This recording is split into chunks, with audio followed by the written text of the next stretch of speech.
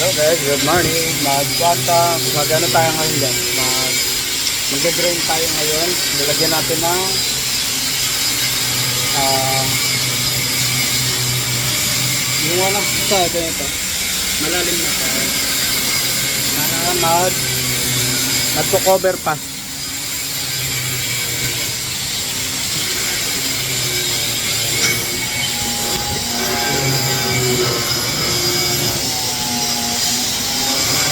Hanap tayo ng magandang pwesto.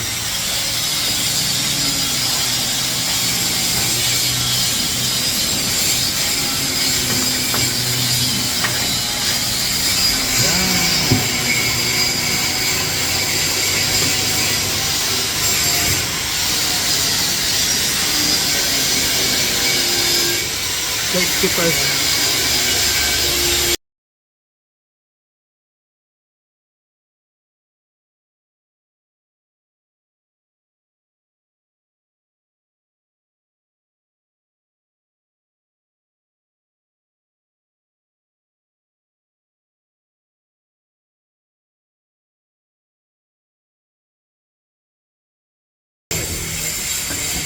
Ito guys, ganito dapat guys.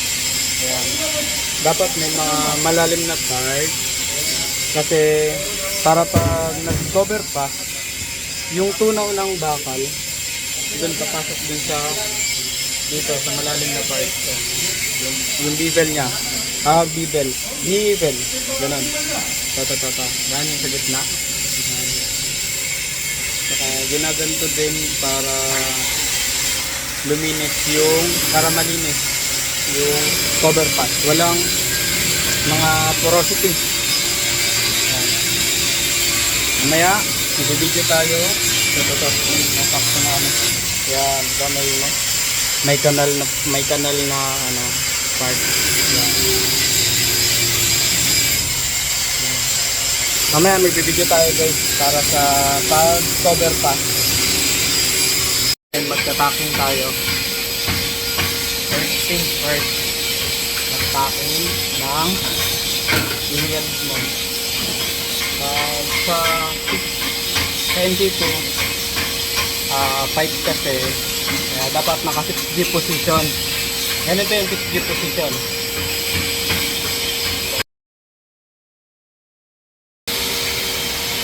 Yan, ganyan yung 6G position guys. Ganyan yung 6G position pag NT2. Tapos yung gagawin ko ngayon, ano na, magko-cover pass ako. Kukoveran ko yung ito. Pag magko-cover pass guys, yung gagamitin na electrode is ito. 70-18 electrode yung gagamitin pag magko-cover pass. Pero pag mag-root pass, ito dapat. Yung puti, 60-11. Madidistinguish nyo sa kulay yung ano, kaibang. Root pass is puti, cover pass is itim.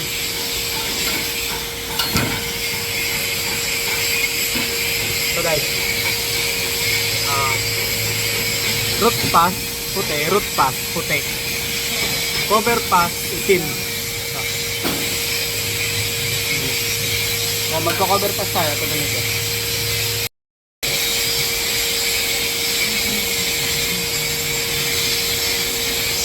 Pag magko-cover pass naman guys, dito kasi sa amin maraming mga machine na umaandar. Kaya yung kuryente sa cover pass dapat taasan. Ito, naka 116. Gawin natin 120 or 130. Yan. Ganito, 127. 127 na guys. Pwede na yan. Pasensya na kasi ano, putol-putol pa talaga ako mag-weld. Kaya, sorry.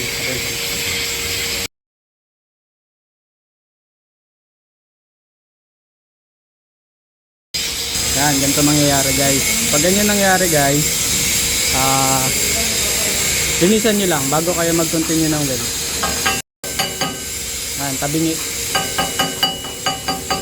Yan, para pag nag-continue kayo ng weld, ano, walang butas-butas. Tapos steel brush para mas malinis. Yan, dapat ganyan. Ito yung walang linis. Ito yung may linis, guys. Mas maganda well done yung walang ay may linis kasi mag-i-spark agad yung electrode.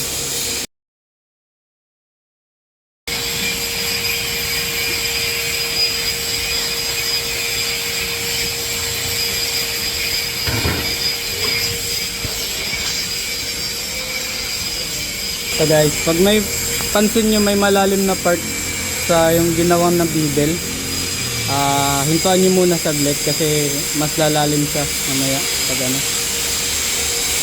Hintuan saglit para pag lumamig na, tsaka ulit mag-continue. Okay, linis ulit.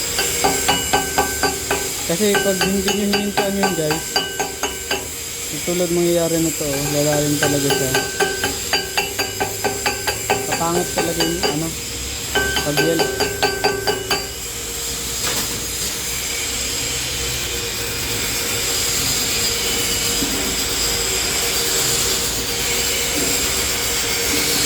Binibidyo ko lang to kasi ano, na present ko kay mama.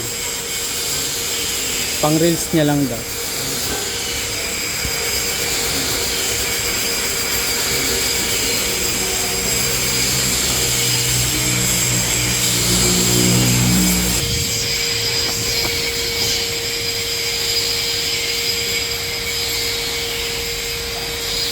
Ito, maliit na, palitan na natin. Palitan na natin ng electrode. Panibago. Yan. Ulit guys, ulit. Maganto pala guys. Ito kasi sa taas na part, dito na pala part, dito na part, dito na part. Mas maganda, hinaan yung kuryente. Ito. Hinaan na lang to. Kasi, pag malakas masyado, napansin ko ano eh. Malakas masyado, medyo bukol. Pangit tignan. Malaki yung bukol dyan. Maumbok masyado yung weld bead. Kaya hininaan ko. Hinawa ko 120.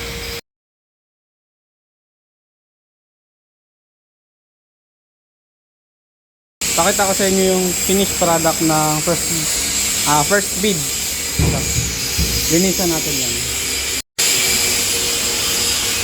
So guys, linisan lang natin.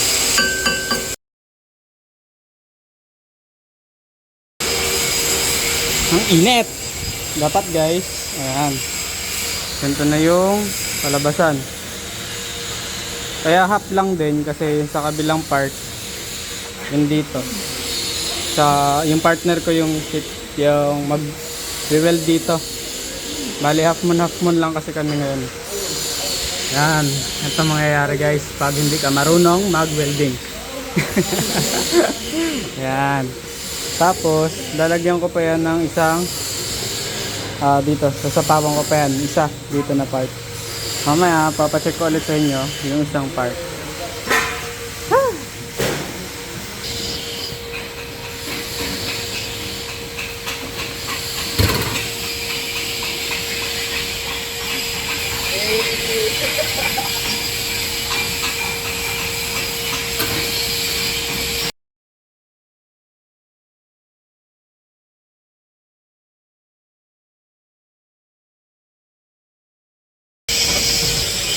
Turuan ko kayo technique guys.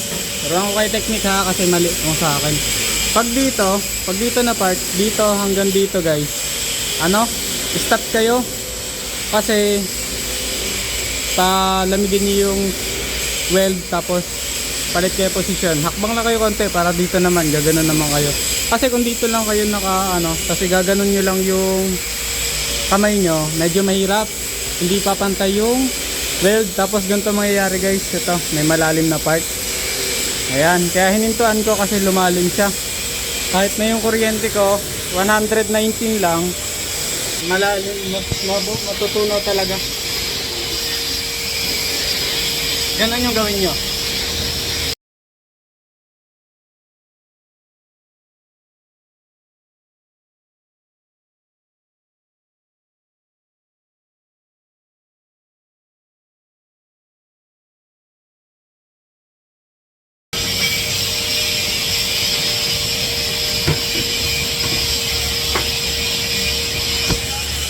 Okay. Tapos na tayo mag-weld. Gagawin natin. Linisan na lang natin. Linisan na lang natin to. Masyado nang manipis sa taas guys, no? Kasi hindi ko alam bakit manipis na part yung sa taas eh. Mabilis talaga yung travel ko dito. Ito. Kita nyo yan guys, yan. Dapat ganyan yan. Dalawang bead. Yan, dapat ganito yung kalabasan guys. Dalawang bead makikita. Yan. Pangit nga lang, pangit pa yung ano ko siyempre. Pangatlong araw ko pa lang to eh. Ng pipe. Kaya pangit pa. Pero dapat dalawang bead makita. Yun lang guys. Pacheck ko na lang pa kayo sir mamaya. Bye! Yun guys, second attempt ko guys. Ito na yung kalabasan ng second attempt. Ayan. Ginawa ko yung technique ko na hinto-hinto para sa positioning para yan. Dito sa taas na part maganda yung sa taas na part, pero mahirap kasi pag dito eh. Yan dito hindi ko pa masyado gamay, natutunawan ako tapos napapatayan ng electrode, pero practice lang.